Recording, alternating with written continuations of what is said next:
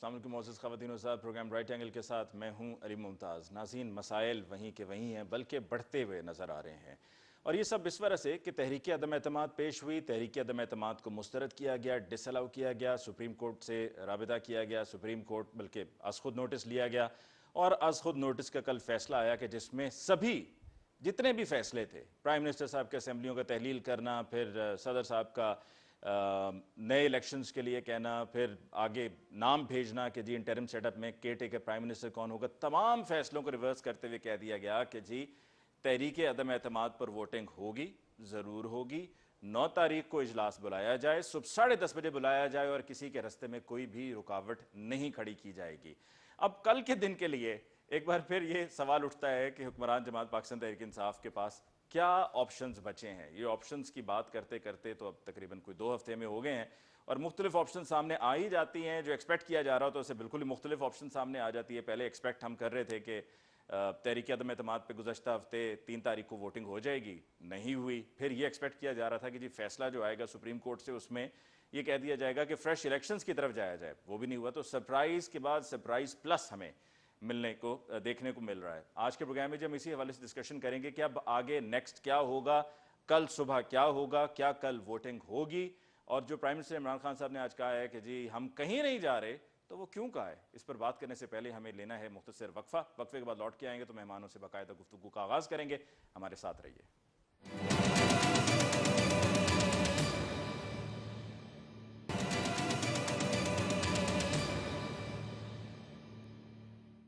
Welcome back after break. जी आज के प्रोग्राम में बाकायदा गुफ्तगू का आगाज़ करते हैं। आज के प्रोग्राम में हमें ज्वाइन किया है PMLN से चौधरी जाफर इकबाल साहब ने। चौधरी साहब का बहुत बहुत शुक्रिया कि आपने हमें ज्वाइन किया। पाकिस्तान पीपल्स पार्टी से हमें ज्वाइन किया है शैला रजा साहिबा ने, आपको बहुत बहुत शुक्रिया फॉर ज्वाइनिंग अस। अब से कुछ ही लम्हों में हमें ज्वाइन करेंगे पाकिस्तान तहरीक इंसाफ से लालचंद साहब। जैसे ही वो हमें प्रोग्राम में ज्वाइन करेंगे हम उनके साथ भी डिस्कशन का बाकायदा आगाज़ करेंगे। सबसे पहले चौधरी जाफर इकबाल साहब, कल का दिन अहम दिन, बड़ा दिन, आपको लगता है कि कल के दिन वोटिंग होगी?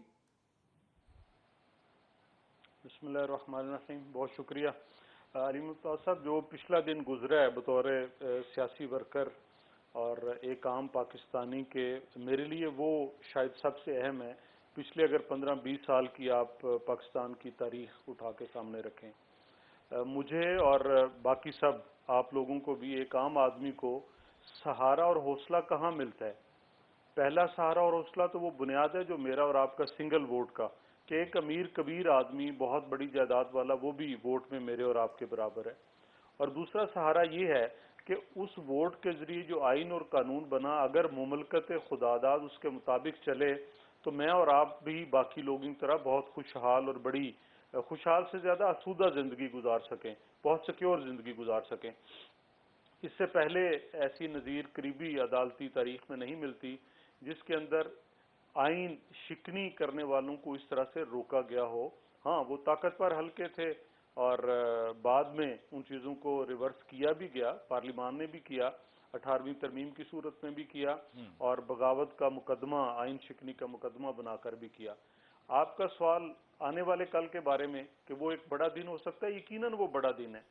पहली वजह बड़ा दिन होने की तो ये है कि 3 अप्रैल को मैं भी उस दिन असम्बली के अंदर मौजूद था और 2013 से 18 तक भी उस असम्बली का हिस्सा रहा और मैं देखता और जानता रहा। और ये असम्बली की रवायत है कि अगर किसी मेंबर कौमी असम्बली ने छुट्टी लेनी हो तो वो भी स्पीकर साहब पहले असम्बली के सामने पेश करते हैं और फिर वहां पे उसके ऊपर अलाउ करते हैं छुट्टी, अगर एक दिन की एक मेंबर कौमी असम्बली है। वजह ये कि एक अदम एतमाद की तहरीक जिसके पेश करने के भी तकाजे हैं, जिसके फेल हो जाने के भी मुज़म्मिरात हैं अपनी जगह पे, और जिसके पाया तकमील पहुंचने से भी बहुत बड़ी बड़ी चेंजेस जो है वो आ जाती हैं।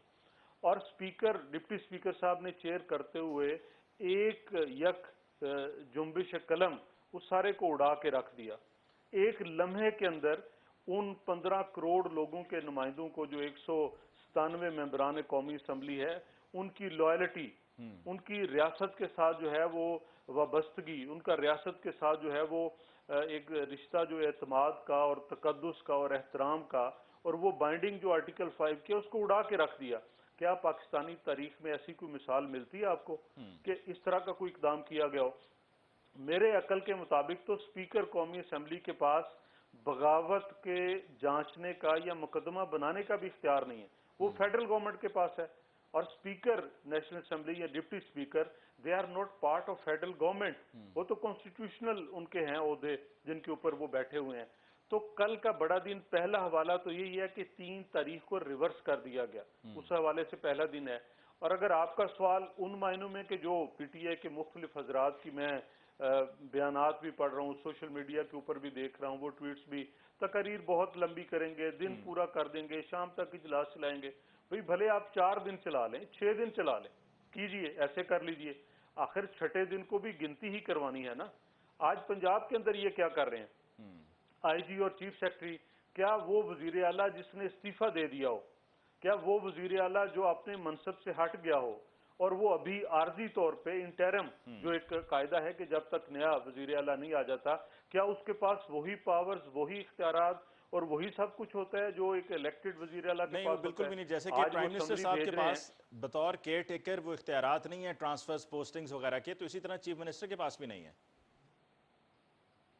तो केयर टेकर के पास फिर कुछ इख्तियारात हैं, लेकिन ये जो सेटअप है इस्तीफा देने इंटरम, से नया वजीर आजम या वजीर आला मुंतखब होने का, इसमें तो वो भी नहीं है। वो भी नहीं। ये तो कोई इंतहाई आपको मसला पड़े उसके अंदर आप आए, और कोई भी बाइखलाक आदमी या जो इक़्तिदार को और इखलाक को या जिसके सामने कोई पॉलिटिकल नॉर्म्स हैं, वो ऐसा नहीं करेगा, लेकिन वो करने जा रहे हैं। ठीक, अब वो मैं आईजी लालचंद साहब और साहब की चीफ तरफ सेक्रेटरी मैं को जरा लालचंद क्या साहब की तरफ जाता हूं। लालचंद साहब, जहां पर आप पार्लियामेंट की सुप्रीमेसी की बात कर रहे हैं, तो वहीं पर एक सिस्टम है, एक तरीक़ाकार है, आइन के तहत है, तहरीक अदम एतमाद लाई गई, आइन के तहत लाई गई, और उसी तरीक़ेकार को फॉलो करते हुए जो वक्फा बीच में डाला गया, उसी में जो गुंजाइश मौजूद थी उसका आपने भरपूर इस्तेमाल किया।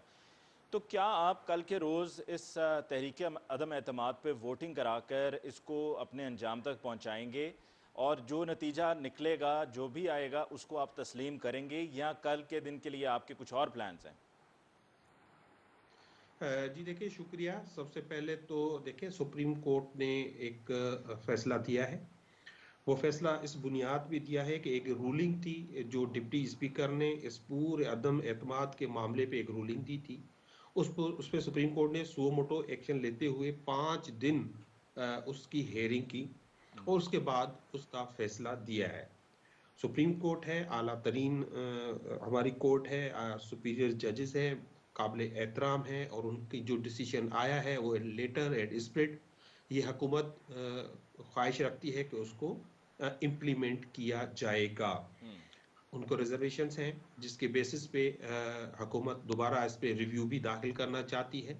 रिजर्वेशंस ये हैं कि फैसला था रूलिंग पे, अच्छा जो रूलिंग थी उसके कंटेंट्स उनके सामने पेश किए गए, और जिस बेसिस पे रूलिंग थी उसके लिए बार बार कोर्ट को कहा भी गया था और फाइल भी देने की कोशिश की गई कि उस पर आप एक नजरसानी करें और देखें, तो लेकिन वो उन मामले को टच नहीं किया गया और रूलिंग को जो है रद्द किया गया या अनकॉन्स्टिट्यूशनल या अनलॉफुल करार दे दिया गया है।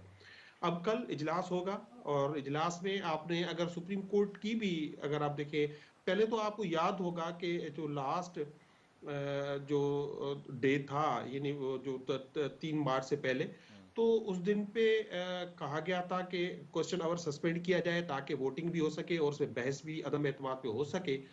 तो उन्होंने उस पे इन्होंने उसका मजाक उड़ाया था पार्लियामेंट का, और बार बार किसी ने क्वेश्चन और को सस्पेंड भी नहीं करने दिया और क्वेश्चंस भी उन्होंने नहीं किए थे। सुप्रीम कोर्ट में जो हेयरिंग हुई उसमें बार बार ये कोर्ट पूछती रही कि इस पे कोई बहस हुई है या नहीं हुई है। तो इस पूरे मामले में कहीं भी अदम एतमाद पे बहस बिल्कुल नहीं हुई है। देखिए, हमें इस बात में भी फख्र है कि अपोजिशन ठीक है, कहीं लालचंद साहब आप ये जो तो नहीं कहने की कोशिश कर रहे कि सुप्रीम कोर्ट का ये कहना था कि आपको इस पर बाकायदा पहले बहस करनी थी, फिर उसके बाद अगर आपने इस किस्म की कोई रूलिंग देनी थी तो आप देते, गो के शॉर्ट ऑर्डर में ऐसा नहीं है, डिटेल्ड ऑर्डर में हो सकता है कि ऐसा कुछ मौजूद हो, तो क्या आप कुछ ऐसा ही कल के दिन इसी वजह को वजह बनाकर कल आप चलेंगे और आप इस पर तफसीली बहस कराएंगे, जितनी लंबी बहस हो सकती है, और आखिर में फिर वही काम करेंगे जो पिछले हफ्ते 3 तारीख को किया था? तो देखिए, हम समझते हैं कि हम सुप्रीम कोर्ट की जो है अपना शॉर्ट ऑर्डर आया है उस पर कंप्लीट अमल करेंगे, और ये जमहूरियत है, और जमहूरियत में पार्लियामेंट सुप्रीम है। वो होती इसलिए कि बहस की जाए। एक मुल्क के वजीर आज़म को आप हटाने चले हैं और उस पर आप बहस करने के लिए तैयार नहीं है, ये बहुत ही गैर जमहूरी रवैया होगा। हर मेंबर को, चाहे वो अपोजिशन का हो चाहे गवर्नमेंट का हो, उसको पूरा पूरा हक है कि वो उस पर अपने व्यूज दे। और अगर 2 दिन लगते हैं, 3 दिन लगते हैं, 4 दिन लगते हैं, तो इसको इनको इतनी भी जल्दी नहीं होने चाहिए। 3.5 साल सब्र किया है तो 3-4 दिन या 2 दिन और सब्र कर ले। हाँ, ये बात अलग है कि हमारे मुल्क में एक अजीब सूरत हाल है, हर घंटे के बाद जो है सूरत हाल तब्दील हो जाती है, सियासी सूरत हाल। तो इनको डर है कि कहीं सूरत हाल तब्दील ना हो तब्दील जाए, ना हो जाए। तो ठीक। ये ना डरें।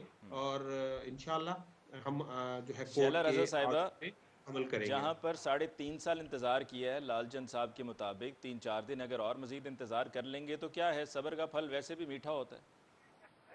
अच्छा, अब क्योंकि कल के बाद ये मेरा पहला प्रोग्राम है, तो तमाम पाकिस्तानियों को जो मैं आइन की जीत पर मुबारकबाद देती हूँ। और जब जब आइन जीतेगा, मैं हर वक्त कहूँगी कि ज़िंदा है भुट्टो, ज़िंदा है। तो ये आइन की जीत मैं समझती हूँ कि जुल्फ़कार अली भुट्टो की जीत है उन क़ुव्वतों के ख़िलाफ़ जो कि आइन के ख़िलाफ़ हमेशा दस्त आरा रहती हैं।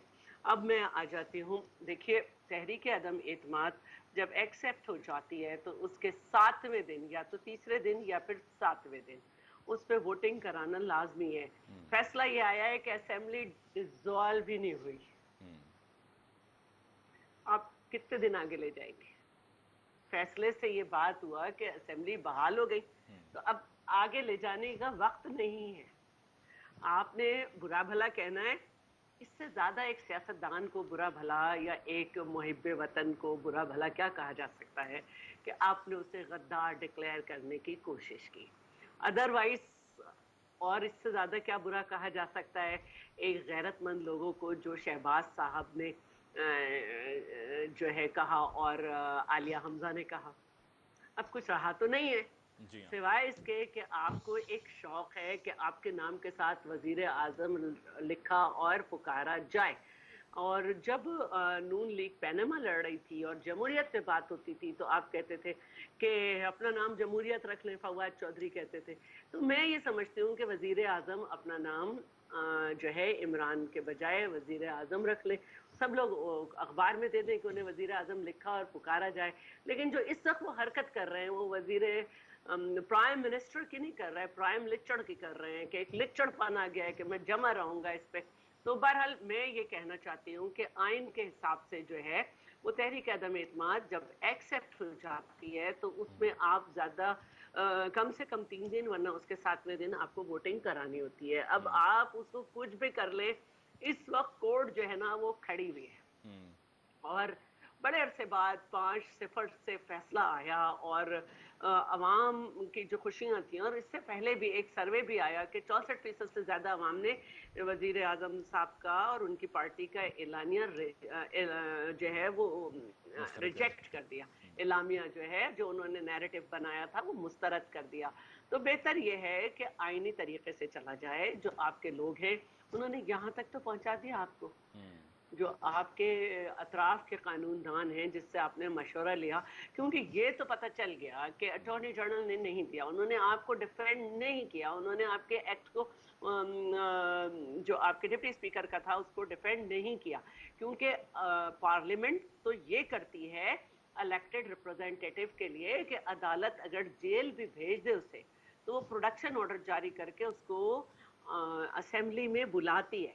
जो चीज़ अदालत में नहीं गई, आपने कैसे उसको प्रोब करके और उससे रिलेटेड उसको रिलेट कर दिया आपने तहरीक अदम एतमाद से, जो कुछ भी आपके पास उस लेटर से रिलेटेड मैटर थे, आपने उसको रिलेट किया तहरीक अदम एतमाद से, और उसके बाद तहरीक अदम एतमाद को जो है आपने कहा कि इसका अब ये नहीं होगी। उसका जवाब आपको मिल गया। अब आपने जब कमीशन बनाया है, तो कमीशन आपने जब बनाया है तो इसका मतलब है कि आपको नहीं मालूम कि बकौल आपके कि जो ये इंटरवेंशन हुई है उसके पीछे कौन पाकिस्तानी है।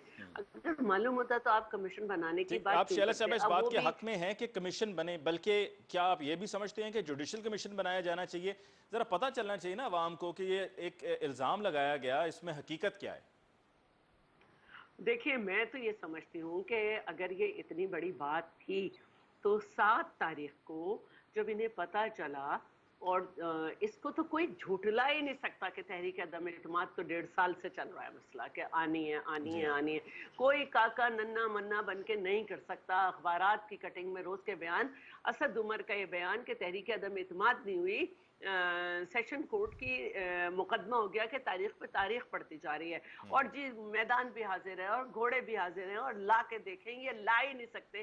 तो अब ये तो बिल्कुल ही ठुस बयान है कि 8 को अचानक अदम एतमाद आ गई। सबको पता था, चेयरमैन बिलावल भी बार बार कह रहे थे कि हमारे इतने घंटे रह गए, इस्तीफा दे दें वरना हम तहरीक अदम एतमाद लाएंगे। तो वो तहरीक अदम एतमाद आ गई। मुल्क की गद्दारी का मामला तो इतना बड़ा है कि मैं अपने मतलब मेरा सबसे अजीज भी जो होगा और मेरे वतन से गद्दारी करेगा तो मैं तो रिश्ता भूल जाऊंगी उससे। OIC एक तरफ रख देते, 23 मार्च एक तरफ रख देते, आपने इनको गिरफ्तार करवाना था। लेकिन जब मैं मिनट्स के बाद स्टेटमेंट्स देखती हूँ चैनल पर, तो सिक्योरिटी इस्टेब्लिशमेंट सिक्योरिटी कमेटी का ये स्टेटमेंट चलता है उनके ऑफिस की तरफ से कि जी ऐसे कोई शवाहिद नहीं मिले। तो मेरे लिए काफ़ी है ये, क्योंकि अगर मैं वजीर आजम पे नहीं भी एतमाद करूं तो मुझे उन पे तो करना है ना जिनका काम है कि हम अपने मुल्क के गद्दारों को पकड़े, उसके लिए किसी इजाजत की जरूरत नहीं है। तो मैं यही कहूंगी कि वजीर आजम जरा ख्याल करें, आज उनकी काबीना ने इस्तीफे देने से मना किया है और बड़ी मुश्किल से आखिरी दिन 80 लोग हुए थे। ये ना हो कि वो इस्तीफे देने को कहें और ये भी ना बचे और हम अक्सरियत शो कर दें और इसका जवाब मैं अगली दफा दूंगी। ठीक है जी, एक ब्रेक लेते हैं, ब्रेक के बाद वापस लौट के आएंगे तो डिस्कशन को कंटिन्यू करेंगे। हमारे साथ रहिए।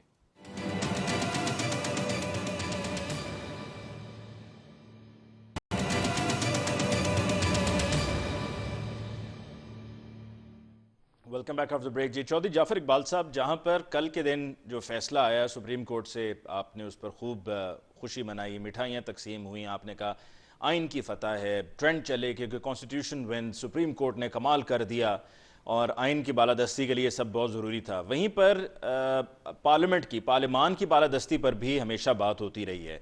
क्या आपको लगता है कि पार्लियामान की जो बालादस्ती है वो इससे इफेक्ट हुई है? नंबर एक। नंबर दो ये कि आइन का आर्टिकल 63A, अब आप ये कहेंगे कि कौमी असम्बली में आपको इन अराकीन की ज़रूरत नहीं है जो PTI से आपकी तरफ शामिल हुए हैं, लेकिन पंजाब में तो इनके बगैर आप हुकूमत नहीं बना पाएंगे, कामयाब नहीं हो पाएंगे।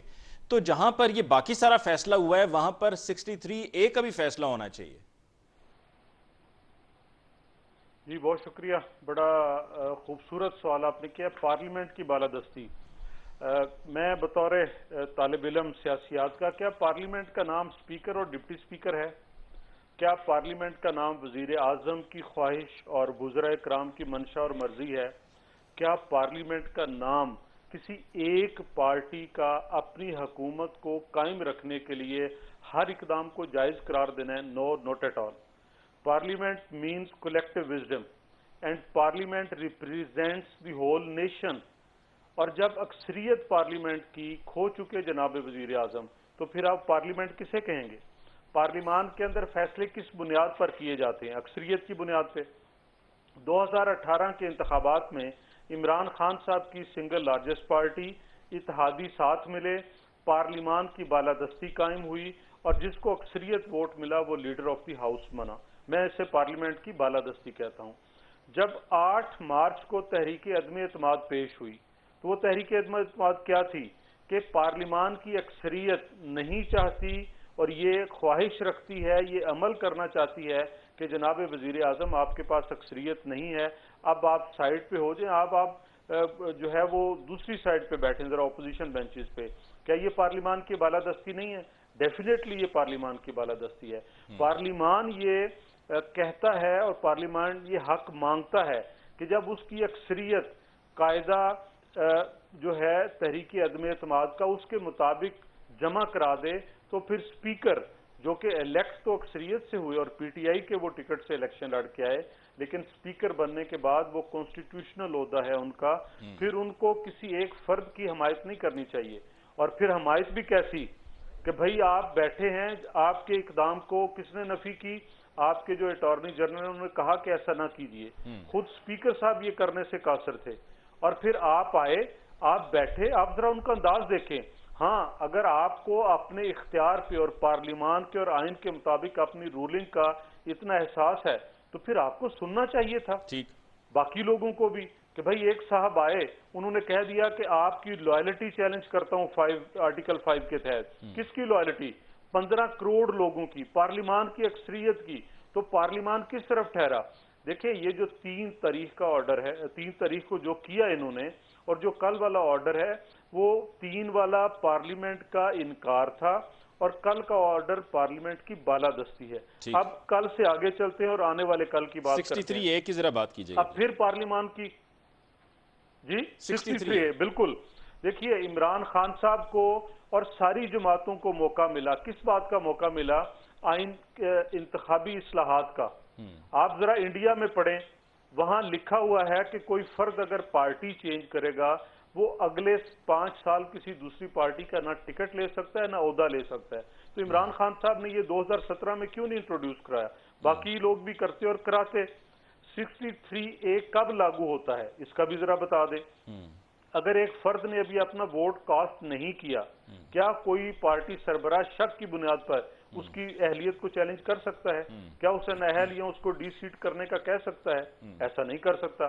हाँ, अगर वो ये एक्ट करेगा तो फिर उसके ऊपर लागू होना चाहिए। ठीक है। अगर ये बताएं कि तहरीक अदम एतमाद की वोटिंग जो अगर कल होती है कौमी असम्बली में, और उसमें जो अरकान कौमी असम्बली पीटीआई से हैं वो तहरीक अदम एतमाद के हक में वोट देते हैं, तो क्या ये इख्तियार तो फिर स्पीकर को हासिल है ना कि वो रूलिंग देकर उनके वोट को मुस्तरद कर दे?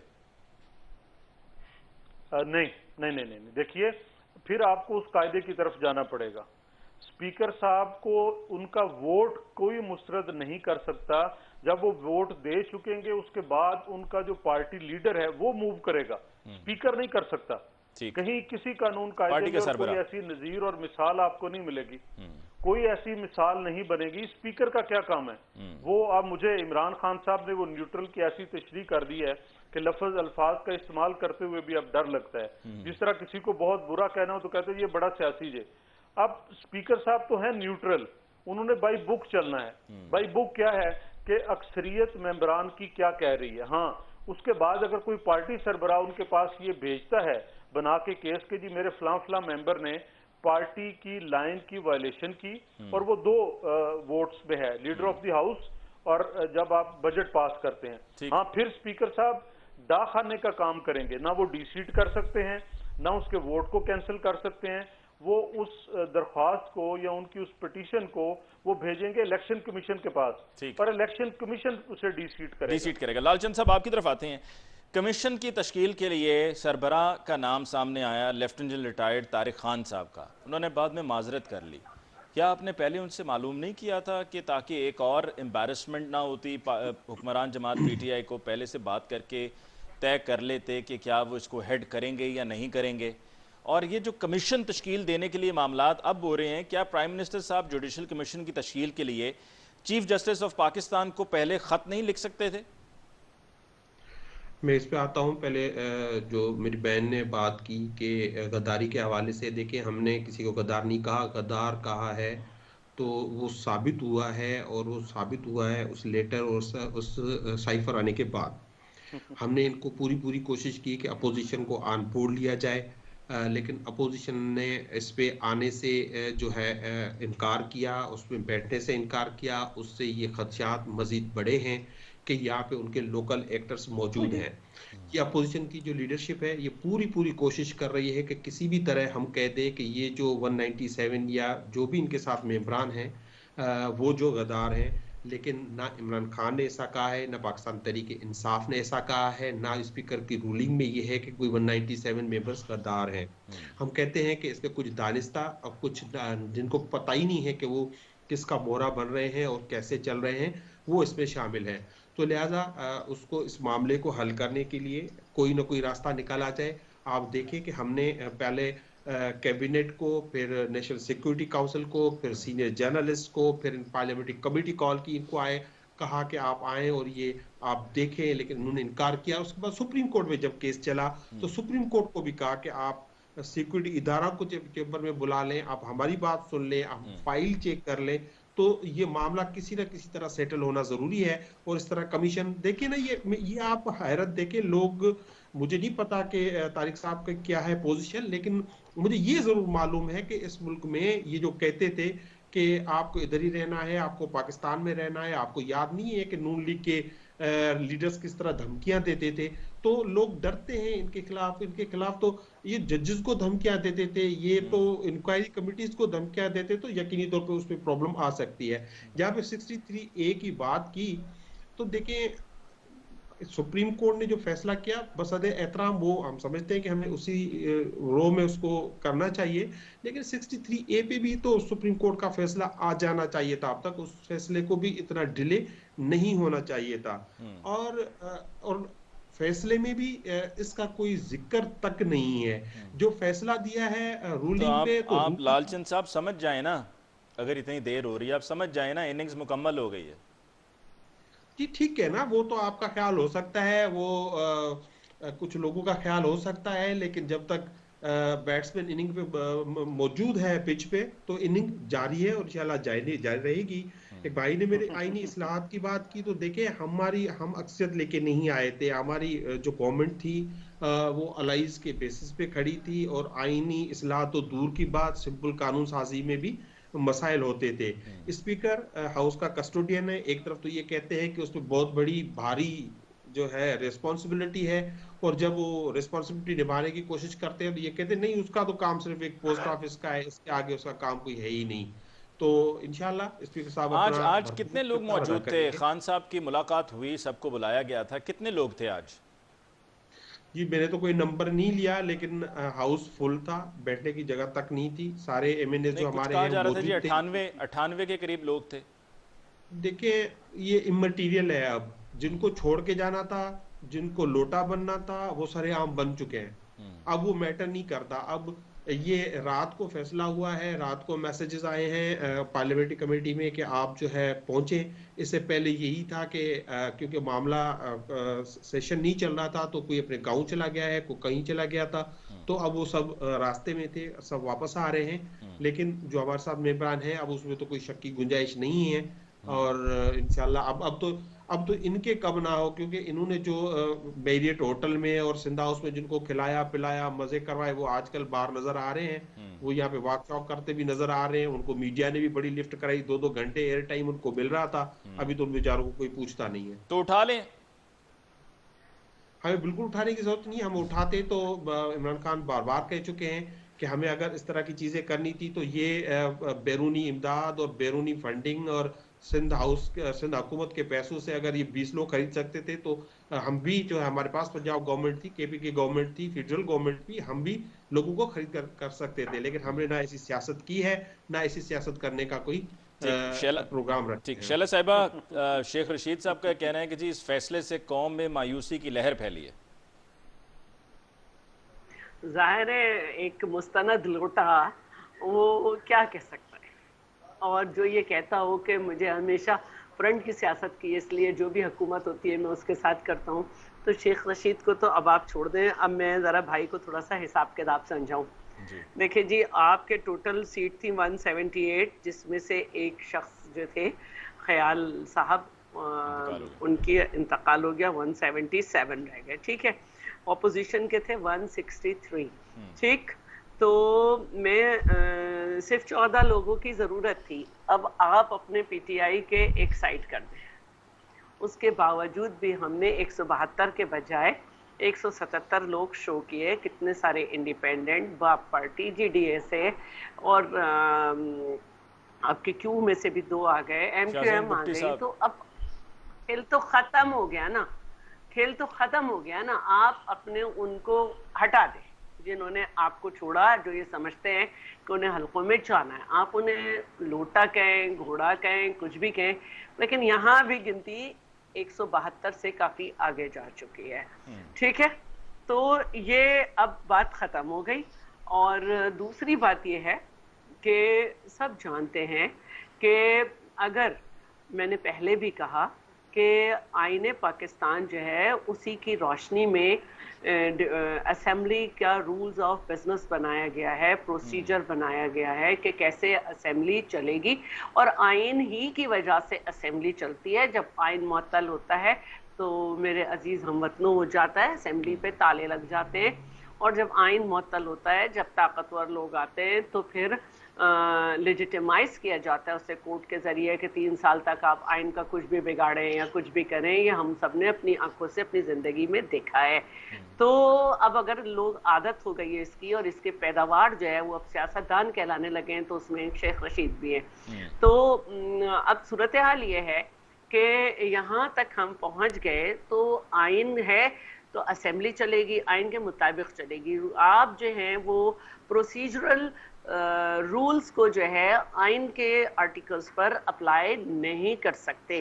तो ये बात जिस दिन इनको समझ आ गई, मैं अपने 10 साल के तजर्बे से बात कर रही हूँ कि डेप्यूटी स्पीकर या स्पीकर जो है, in absence of the speaker deputy speaker equal to speaker, तो वो उसको जो रूटीन का बिजनेस है उसमें अगर वो कोई रूलिंग दे देता है, शैला साहिबा, अगर कल के रोज पूरा दिन तकारीर होती हैं और उसको डिले किया जाता है, और कल के दिन उसको इतना डिले कर दिया जाता है कि आखिर में फिर इजलास को मुलतवी करना पड़ जाए, भले अगले रोज के ऊपर मुलतवी करना पड़ जाए, तो क्या वो टेक्निकली जो एक एंगल है कि इतने दिन के अंदर अंदर तहरीक अदम एतमाद पर वोटिंग होनी है, क्या उसका सहारा आपको लगता है कि गवर्नमेंट ले सकती है? देखिए, दोबारा फिर आइन की खिलाफ वर्जी हो जाएगी ना, क्योंकि संडे को जब ये होना था तो वो 7वां दिन था। तो जब असेंबली बहाल हुई है तो हम, अब मेरी बात पूरी होने देना, तो हम उसी कंडीशन में आ गए कि समझे कि हम संडे वाले इजलास को कंटिन्यू कर रहे हैं, तो अब इनको हर हाल में वोटिंग करानी होगी। और अगर नहीं कराया तो फिर यह है कि अभी तक तो गंदे बच्चे को डांटा जा रहा है, फटकारा जा रहा है, फिर सोचा जाएगा कि इससे आगे की बात की जाए। ठीक, मैं आपकी तरफ लालचंद साहब आपकी तरफ आने से पहले ना, आखिर में मैं कुछ देर के बाद प्राइम मिनिस्टर साहब के खिताब की इतलात हैं कि उन्होंने आज रात को खिताब करना है कौम से। चौधरी जाफर इकबाल साहब, आप क्या एक्सपेक्ट कर रहे हैं, खान साहब क्या इस खिताब में कहेंगे? वही जो सब पहले कहा है या कुछ नया भी होगा? खान साहब का खिताब वही है जी जो शुरू हुआ था कंटेनर से, और आज तक कोई उसके अंदर ऐसी चेंज नहीं है, ना आ सकती है। ना कोई उनका विजन है, ना सोच है, और ना ही उस सोच। लेकिन आप इसके लिए तो तैयार हैं ना? उन्होंने कहा अगर मैं निकल गया, बाहर चला गया, तो मैं ज्यादा खतरनाक हो जाऊंगा। देखिए, ये भी वो खोखले बातें और दावे हैं। एक चीज ज़हन में रखें जी, एक फर्द ही है, और अगर आप असूल व ज़वाबत के साथ रहेंगे, आप अपनी, अल्लाह ने बहुत बड़ा एजाज दिया है, 22 करोड़ में से इमरान खान साहब को एक बनाया है, और अगर वो उसके ऊपर तशक्कुर का इजहार नहीं कर सकते और उस आइन का ये एहतराम नहीं कर सकते जिसके जरिए वो प्राइम मिनिस्टर बने, अभी ये जो कल की बातें कर रहे हैं, लंबा कर लेंगे, ये सारा क्या है? ये फिर वायलेशन ऑफ द कॉन्स्टिट्यूशन है। और वायलेशन ऑफ द कॉन्स्टिट्यूशन के लिए लालचंद साहब, वजीर आजम साहब को आप भी पढ़ाइएगा, अटॉर्नी जनरल ने भी पढ़ाया, आज वजीर खारजा ने भी पढ़ाया, आज सेक्रेटरी खारजा ने, और आज सेक्रेटरी कानून ने भी पढ़ाया कि जनाबे वाला बस कीजिए, बहुत हो गई, अब आप इससे बाहर ना निकलें, इससे ज्यादा आपके पास स्पेस नहीं है। और अगर फिर भी वो करने चाहते हैं, आइन को तोड़ना चाहते हैं एक दफा, फिर तो जी बिस्मिल्लाह। मुशर्रफ साहब को बड़ा जोम था, और फिर उनके साथ क्या हुआ, और आज उनकी हैसियत पाकिस्तान में क्या है, और उनकी रजिस्टर्ड पार्टी का कोई नाम लेने वाला है? तो जो आइन तोड़ेगा, इस आइन को जो है खराब करेगा, पार्लिमान को बेतौकीर करेगा, तो मेरा नहीं ख्याल कि उसकी सियासत के अंदर कोई गुंजाइश होगी। Lalchand sahab, closing comment from you ji. Sir ji, देखिए, ये आइन आइन आइन आइन लगा के बैठे हैं। आइन को इस पार्लियामेंट ने बनाया है, पार्लियामेंट सुप्रीम है। हाँ, पार्लियामेंट सुप्रीम है। इस आइन को आप आगे एक मिनट दे ना, पार्लियामेंट इस आइन को तब्दील दे रहे हैं ना, आइन की बात करें ना, आइन पाबंद करता है कि कल के दिन में आपने काउंटिंग करवानी है, बात करने का हक देता है, और पार्लियामेंट में उठ के हर मेंबर को बात करने का कीजिए ना, बात भाई कीजिए। आपको 8 तारीख को ये चाहते हैं कि आप पे कोई बात ना करे, आपके ये जो नहीं, आप कीजिए बात, आप आपने 27 तारीख को इजलास बुलाया, 27 से 3 तक आप रोज इजलास बुलाते, आपको अपना असल चेहरा दिखाएंगे इंशाल्लाह। ये आइन का बहाना बनाकर आप फ्रीडम अच्छा, मैं जरा शैला साहिबा का क्लोजिंग कमेंट लेने से पहले क्विकली जरा क्विकली जरा 5 से 6 सेकंड में लालचंद साहब ये बता दें, प्राइम मिनिस्टर साहब आज कहीं वो ग्रेसफुली एग्जिट का सोचते हुए इस्तीफा देने का इरादा तो नहीं है उनका कि कौन से सोचिएगा भी मत, तक लड़ेगा वो इनकी लीडरशिप की तरह नहीं है जो लंदन भाग जाए और जी शैला साहिबा क्लोजिंग कमेंट जी। वो मैदान में रहेगा और लड़ेगा। अली मुमताज साहब सोचिएगा भी ना कि इमरान खान को ग्रेसफुल फैसला करेगा। जाफर साहब प्लीज प्लीज प्लीज जी जी देखिए, पहले दिन भी उन्हें जब रूटीन का कंपलसरी बिजनेस था क्वेश्चन आवर, अगर वो डेफर कर रहे थे तो उन्हें उसकी भी मोशन देनी चाहिए थी। अब उनके पास रास्ता नहीं है, उनको रोजाना 7 दिन तक करानी चाहिए थी डिबेट, उन्होंने नहीं कराई। अब जो ये कह रहे हैं आइन आइन आइन, तो भाई अगर आइन चेंज करना चाहते हो तो 2/3 मेजोरिटी ले आओ, चेंज कर लो, लेकिन आप नहीं कर सकोगे। वजीर आजम का खिताब है, आपने उस टाइम को यूज नहीं किया, आपने उस टाइम को यूटिलाइज नहीं किया। वजीर आजम का खिताब वही होता है, मैंने सबसे ज्यादा यूरोप देखा है और कबाइल भी सबसे ज्यादा देखा है। शैला रज़ा साहब आपका बहुत बहुत शुक्रिया, प्रोग्राम को मुझे क्लोज करना है। आप चौधरी जाफर इकबाल साहब आपको शुक्रिया अदा करते हैं, आपने हमें ज्वाइन किया। लालचंद साहब आपका बहुत बहुत शुक्रिया। शैला रज़ा साहिब आपका बहुत बहुत शुक्रिया। नाज़रीन, इसके साथ ही मुझे अली मुमताज़ को आज के प्रोग्राम से दीजिए इजाज़त। अल्लाह निगहबान।